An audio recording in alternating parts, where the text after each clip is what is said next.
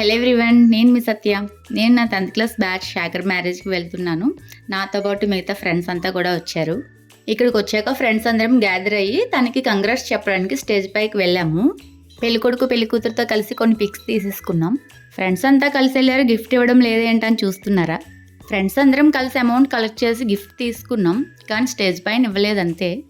Next అందరం కలిసి lunch చేయడానికి అయితే వచ్చేసాం.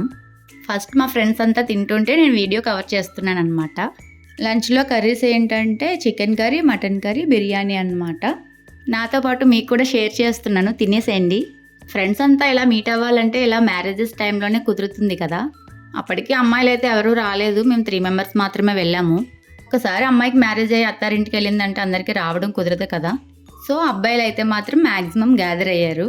సో అలా అందరం కలిసి కొన్ని పిక్స్ తీసుకున్నాం. కొద్దిసేపు సరదాగా అలా టైం స్పెండ్ చేసాం. Thanks for watching.